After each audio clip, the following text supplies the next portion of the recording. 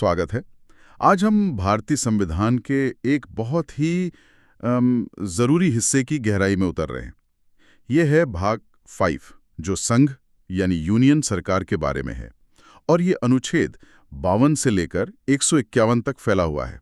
सच में ये हमारे देश के शासन की बिल्कुल रीढ़ है। हमारे पास जो जानकारी है वो इन्हीं अनुच्छेदों का एक तरह से विश्लेषण है। मतलब संघ यूनियन अनुच्छेद 52 से 151 पर ही केंद्रित है। तो आज हमारा इरादा क्या है? देखिए, मकसद ये है कि इन महत्वपूर्ण अनुच्छेदों के जाल को थोड़ा सुलझाया जाए और समझा जाए कि भारत की संघीय सरकार, जैसे राष्ट्रपति, प्रधानमंत्री, संसद, सुप्रीम कोर्ट और हाँ, सीएजी, ये सब कैसे काम करते हैं, इनकी शक्तियां क्या हैं और ये आपस में कैसे जुड़े हुए हैं। ये सिर्फ नियम नहीं है, ये वो ढांचा है जिस पर हमारा लोकतंत्र खड़ा है। तो ठीक है, फिर शुरू करते हैं। कह सकते हैं कि ये अनुच्छेद एक तरह से भारत सरकार का ऑपरेटिंग सिस्टम है। चलिए देखते हैं कि ये सिस्टम काम कैसे करता है। सबसे पहले कार्यपालिका से शुरू करते हैं। अध्याय 1 कार्यपालिका की बात करता है, यानी अनुच्छेद 52 से 78 तक। और शुरुआत होती है देश के सर्वोच्च पद से, राष्ट्रपति। अनुच्छेद 52 साफ कहता है कि भारत का एक राष्ट्रपति होगा, और ये पद सिर्फ नाम मात्र का नहीं है, बल्कि राष्ट्र की एकता और अखंडता का प्रतीक भी है ना? बिल्कुल। संविधान उनके चुनाव की भी एक खास प्रक्रिया बताता है। वो अनुच्छेद 54 में है और उनका कार्यकाल 5 साल का होता है, अनुच्छेद 56। उन्हें हटाने की प्रक्रिया भी बहुत असाधारण है, महाभियोग, अनुच्छेद 61, जो ये दिखाता है कि ये पद कितना महत्वपूर्ण है। और हाँ, उनकी क्षमादान शक्तियां, अनुच्छेद 72, वो भी काफी चर्चित रहती हैं, जिसमें सजा को माफ करने या कम करने की शक्ति शामिल है। ये सचमुच एक अनोखा संवैधानिक पद है। बिल्कुल। और यहीं पर संविधान का एक बहुत दिलचस्प पहलू सामने आता है। देखिए, अनुच्छेद 53 कहता है कि संघ की सारी कार्यकारी शक्ति राष्ट्रपति में निहित होगी। सुनने में तो ऐसा लगता है कि सारे फैसले वही लेंगे। हाँ, लगता तो यही है। लेकिन फिर तुरंत अनुच्छेद 74 आता है और वो तस्वीर को साफ कर देता है। ये कहता है कि राष्ट्रपति को सलाह और सहायता देने के लिए प्रधानमंत्री के नेतृत्व में एक मंत्री परिषद होगी और राष्ट्रपति आमतौर पर उसी सलाह पर काम करेंगे। यही तो संसदीय प्रणाली का निचोड़ है। अच्छा। मतलब एक संवैधानिक प्रमुख जो राष्ट्रपति हैं और एक वास्तविक कार्यकारी प्रमुख यानी प्रधानमंत्री और उनकी कैबिनेट। तो शक्ति राष्ट्रपति के नाम पर इस्तेमाल होती है, पर असल में सरकार मंत्री परिषद चलाती है। ये शक्ति का बंटवारा नहीं, बल्कि काम करने का तरीका है जो जवाबदेही सुनिश्चित करता है। सही। और इसी कड़ी में अनुच्छेद 78 आता है, जो प्रधानमंत्री का ये कर्तव्य तय करता है कि वो राष्ट्रपति को सरकार के कामकाज और फैसलों की जानकारी देते रहें। ये एक तरह का संवैधानिक संवाद है दोनों के बीच। हाँ, ये समझना बहुत जरूरी है कि कौन नाम मात्र का प्रमुख है और किसके पास असल शक्तियां हैं। इसी अध्याय में उपराष्ट्रपति का भी पद है, अनुच्छेद 63 में, और उनका एक बहुत महत्वपूर्ण काम है।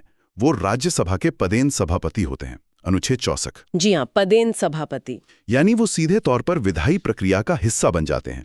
और कार्यपालिका में एक और महत्वपूर्ण पद है, भारत के महान न्यायवादी, अटॉर्नी जनरल, अनुच्छेद 76। हाँ, अटॉर्नी जनरल। ये सरकार के वकील की तरह हैं, देश के सबसे बड़े कानूनी अधिकारी, जो कानूनी मामलों पर सरकार को सलाह देते हैं और अदालतों में सरकार का पक्ष भी रखते हैं। बिल्कुल, सरकार के मुख्य कानूनी सलाहकार। तो ये थी कार्यपालिका, जो देश चलाने का काम करती है। लेकिन कानून बनाने का काम कौन करता है? यही तस्वीर में आती है हमारी संसद। अध्याय 2 यानी अनुच्छेद 79 से 162 तक इसी के बारे में है। अनुच्छेद 79 कहता है कि संघ के लिए एक संसद होगी, जिसमें राष्ट्रपति और 2 सदन होंगे, राज्यसभा और लोकसभा। राज्यों की परिषद और लोगों का सदन। हाँ, राज्यसभा यानी राज्यों की परिषद और लोकसभा यानी लोगों का सदन। ये सिर्फ 2 सदन नहीं है, बल्कि ये भारत की विविधता और संघीय ढांचा का प्रतीक है। सही कहा। अनुच्छेद 80 राज्यसभा की संरचना बताता है, जहां राज्यों के प्रतिनिधि होते हैं, और अनुच्छेद 81 लोकसभा की, जहां सीधे जनता द्वारा चुने हुए प्रतिनिधि होते हैं। और यहाँ कुछ वाकई दिलचस्प व्यवस्थाएं हैं। जैसे अनुच्छेद 82 को देखिए, ये कहता है कि हर जनगणना के बाद सीटों का पुनर्निर्धारण होगा। डिलिमिटेशन जिसे कहते हैं। हाँ, डिलिमिटेशन। इसका मतलब ये है कि जैसे जैसे आबादी बदलेगी, राज्यों का प्रतिनिधित्व और निर्वाचन क्षेत्र भी बदलते रहेंगे, ताकि लोकतंत्र सही मायनों में प्रतिनिधित्व करता रहे। बिल्कुल जरूरी है ये। फिर अनुच्छेद 84 सदस्यों की योग्यताएं बताता है, नागरिकता, उम्र वगैरह। ये सुनिश्चित करता है कि कौन लोग देश का कानून बनाने के योग्य हैं। और अनुच्छेद 105 ये भी काफी अहम है। विशेषाधिकार और उन्मुक्तियां। हाँ, ये सांसदों को कुछ विशेष अधिकार और छूट देता है। क्यों? ताकि वो संसद में बिना किसी डर या दबाव के अपनी बात रख सकें, बहस कर सकें, सरकार से सवाल पूछ सकें। हाँ, ये लोकतंत्र के कामकाज के लिए बेहद जरूरी है। और अगर हम इसे संसद के मुख्य काम से जोड़ें तो वो है कानून बनाना। अनुच्छेद 107 से 11 तक ये पूरी प्रक्रिया समझाई गई है कि कैसे एक बिल संसद के दोनों सदनों से पास होता है और फिर राष्ट्रपति की सहमति से कानून बनता है। ये प्रक्रिया भी अपने आप में काफी विस्तृत है। हाँ बिल्कुल, लेकिन एक अनुच्छेद जो सरकार की जवाबदेही के लिए सबसे अहम है, वो है अनुच्छेद 112। जी। वार्षिक वित्तीय विवरण, जिसे हम आम भाषा में बजट कहते हैं। बजट, हाँ। संविधान कहता है कि सरकार हर साल संसद के सामने अपने खर्च और आमदनी का पूरा हिसाब रखेगी। इसके बिना सरकार खजाने से एक पैसा भी खर्च नहीं कर सकती। ये तो बहुत बड़ी शक्ति है। जी हाँ, और एक और महत्वपूर्ण बात, अनुच्छेद 122 कहता है कि संसद की अपनी कार्यवाही कैसे चल रही है, उसकी प्रक्रिया पर अदालतें सवाल नहीं उठा सकती। अच्छा। हाँ, ये विधायिका की स्वतंत्रता को बनाए रखने के लिए है, ताकि वो अपना काम बिना बाहरी हस्तक्षेप के कर सके। ये शक्तियों के पृथक्करण का एक उदाहरण है। ये दिलचस्प है। संसद के बाद संविधान में एक छोटा सा लेकिन बहुत शक्तिशाली अध्याय आता है, अध्याय 3।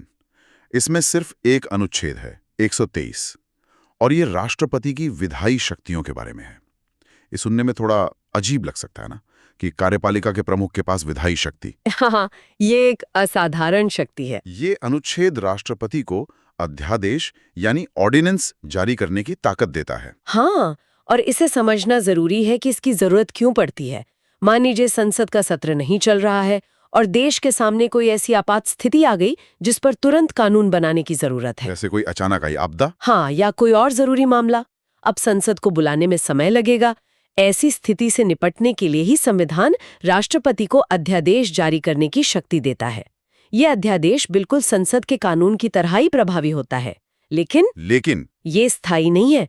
जैसे ही संसद का अगला सत्र शुरू होगा, उसके 6 हफ्तों के भीतर इस अध्यादेश को संसद की मंजूरी मिलनी जरूरी है। अच्छा, तो एक समय सीमा है। जी, अगर मंजूरी नहीं मिली तो ये अध्यादेश खत्म हो जाएगा। तो ये शक्ति जरूरी है, लेकिन इस पर विधायिका का नियंत्रण भी है। ये कार्यपालिका को लचीलापन देता है, पर उसकी मनमानी को रोकता है। ये संतुलन वाकई महत्वपूर्ण है। चलिए अब सरकार की तीसरे स्तंभ की ओर बढ़ते हैं, न्यायपालिका। अध्याय 4, अनुच्छेद 124 से 147 तक संघ की न्यायपालिका यानी सुप्रीम कोर्ट के बारे में है।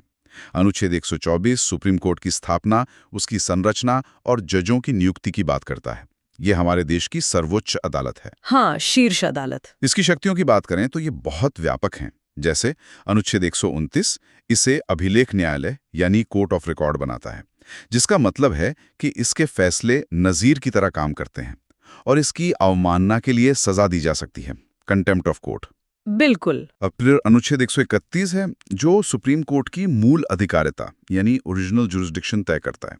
मतलब कुछ ऐसे मामले जो सीधे सुप्रीम कोर्ट में ही शुरू हो सकते हैं, जैसे केंद्र और राज्यों के बीच या राज्यों के आपसी विवाद। हाँ, ये संघीय ढांचे के लिए बहुत जरूरी है कि ऐसे विवादों का निपटारा शीर्ष अदालत करे। और सुप्रीम कोर्ट की सबसे अहम भूमिका है संविधान के संरक्षक और अंतिम व्याख्याता की। अनुच्छेद 141 कहता है कि सुप्रीम कोर्ट जो कानून घोषित करेगा वो देश की सभी अदालतों पर लागू होगा, बाध्यकारी होगा। इससे पूरे देश में कानूनी एकरूपता आती है। सही कहा। एक और दिलचस्प शक्ति है अनुच्छेद 143 के तहत सलाहकारी अधिकारिता, एडवाइजरी जुरिस्डिक्शन। इसके तहत राष्ट्रपति किसी कानूनी या तथ्य के महत्वपूर्ण सवाल पर सुप्रीम कोर्ट की राय मांग सकते हैं। अच्छा, राष्ट्रपति राय मांग सकते हैं। हाँ, लेकिन ये राय सरकार पर बाध्यकारी नहीं होती, फिर भी इसका अपना महत्व है। और शायद सबसे अनोखी शक्ति है अनुच्छेद 136 में। हाँ, स्पेशल लीव पिटिशन। SLP, विशेष अनुमति याचिका। ये सुप्रीम कोर्ट को ये अधिकार देता है कि वो भारत के किसी भी कोर्ट या ट्रिब्यूनल के किसी भी फैसले के खिलाफ अपील की इजाजत दे सकता है, अगर उसे लगता है कि न्याय के हित में ऐसा करना जरूरी है। ये न्याय पाने का एक असाधारण रास्ता है जो सुप्रीम कोर्ट को बहुत व्यापक शक्ति देता है वास्तव में। वाकई सुप्रीम कोर्ट की भूमिका बहुत गहरी और बहुआयामी है। अब आते हैं भाग 5 के आखिरी अध्याय पर, अध्याय 5। ये अनुच्छेद 148 से 151 तक है और यह है भारत के नियंत्रक एवं महालेखा परीक्षक यानी controller and auditor general of India CAG के बारे में। अनुच्छेद 148 CAG की नियुक्ति का प्रावधान करता है जो राष्ट्रपति द्वारा होती है। इनका काम क्या है? सरल शब्दों में कहें तो ये सरकार के खर्चों के ऑडिटर हैं। हाँ, एक तरह की सरकारी खजाने के रखवाले कह सकते हैं। हाँ, रखवाले। तो उसी काम के लिए खर्च हुआ जिसके लिए संसद ने मंजूरी दी थी। अच्छा, ये भी देखते हैं। हाँ, और क्या खर्च नियमों के मुताबिक हुआ? ये एफिशिएंसी और इफेक्टिवनेस ऑडिट भी कर सकते हैं। मतलब काम कितना प्रभावी ढंग से हुआ। बिल्कुल। फिर अनुच्छेद 151 कहता है कि CAG केंद्र सरकार के खातों की ऑडिट रिपोर्ट राष्ट्रपति को देंगे जो उसे संसद के दोनों सदनों में रखवाएंगे। इसी तरह राज्यों की रिपोर्ट राज्यपाल को दी जाती है जो राज्य विधानमंडल में रखी जाती है। और फिर इन रिपोर्ट्स का क्या होता है? ये रिपोर्टें फिर संसद की लोक लेखा समिति यानी पब्लिक अकाउंट्स कमेटी जैसी समितियों के पास जाती हैं जो सरकार से सवाल जवाब करती हैं। ये पूरी प्रक्रिया सरकार को जनता के पैसे के प्रति जवाबदेही बनाती है। और सबसे जरूरी बात, CAG एक स्वतंत्र संवैधानिक संस्था है ताकि वो बिना किसी दबाव के अपना काम कर सके। ये स्वतंत्रता बहुत जरूरी है उनके काम के लिए। निश्चित रूप से। तो चलिए अब इन सभी हिस्सों को जोड़कर देखते हैं। हमने अनुच्छेद 52 से 151 तक का सफर तय किया। हमने देखा कि कैसे ये अनुच्छेद भारत की संघीय सरकार का पूरा ढांचा खड़ा करते हैं। एक तरफ कार्यपालिका है, राष्ट्रपति, उपराष्ट्रपति, प्रधानमंत्री और मंत्रिपरिषद जो शासन चलाती है। हाँ। दूसरी तरफ विधायिका है, संसद जो कानून बनाती है और सरकार पर नजर रखती है। बिल्कुल। राष्ट्रपति के पास आपात स्थिति के लिए अध्यादेश की शक्ति है। फिर एक स्वतंत्र न्यायपालिका है, सुप्रीम कोर्ट जो संविधान की रक्षा करती है और न्याय सुनिश्चित करती है। और आखिर में एक स्वतंत्र ऑडिटर है, CAG जो सरकारी खर्चों की निगरानी करता है। हाँ, महत्वपूर्ण बात सिर्फ इन अलग-अलग अंगों का होना नहीं है, बल्कि इनका आपस में जुड़ा होना और एक दूसरे को संतुलित करना है। यही चेक्स एंड बैलेंसेस का सिद्धांत है जिसकी हम बात करते हैं। Checks and balances. कार्यपालिका संसद के प्रति जवाबदेह है, खासकर लोकसभा के प्रति, क्योंकि वहीं जनता के चुने हुए प्रतिनिधि होते हैं। संसद कानून बनाती है, लेकिन न्यायपालिका उन कानूनों की समीक्षा कर सकती है कि वो संविधान के अनुसार है या नहीं। सही। न्यायपालिका कार्यपालिका के फैसलों की भी समीक्षा कर सकती है। और जैसा हमने देखा, CAG अपनी रिपोर्टों से संसद को सरकार पर वित्तीय नियंत्रण रखने में मदद करता है। तो ये सब आपस में जुड़े हुए हैं। हाँ, ये कोई सीधा सरल ढांचा नहीं है, बल्कि एक जटिल जाल है जहां शक्तियां बटी हुई भी हैं और एक दूसरे पर निर्भर भी हैं। और शायद यही जटिलता हमारे लोकतंत्र को मजबूती और स्थिरता देती है। तो ये थी हमारी आज की गहन चर्चा भारतीय संविधान के भाग 5 यानी संघ से जुड़े अनुच्छेदों 52 से 151 पर। हमने समझने की कोशिश की कि कैसे ये प्रावधान कागज पर हमारे देश की सर्वोच्च संस्थाओं की नींव रखते हैं और उनके आपसी रिश्तों को आकार देते हैं। और जाते जाते एक सवाल सोचने के लिए छोड़ जाते हैं कि संविधान में इन संस्थाओं का जो खाका खींचा गया है, उनकी शक्तियां, उनके कर्तव्य, उनके आपसी संबंध और जिस तरह से ये संस्थाएं असल में जमीन पर काम करती हैं, क्या उसमें हमेशा तालमेल होता है या कभी-कभी हमें संवैधानिक इरादे और वास्तविक कामकाज के बीच एक फासला नजर आता है? ये एक बड़ा सवाल है। अगर हाँ, तो ऐसा क्यों होता है? इन सवालों पर विचार करना हमें अपने लोकतंत्र की कार्यप्रणाली को शायद और बेहतर ढंग से समझने में मदद कर सकता है। वाकई संविधान का यह भाग सिर्फ अनुच्छेदों का संग्रह नहीं है, ये भारत की आत्मा, उसकी संघीय व्यवस्था और लोकतांत्रिक मूल्यों का प्रतिबिंब है। इसकी जटिलताओं को समझना हम सबके लिए जरूरी है।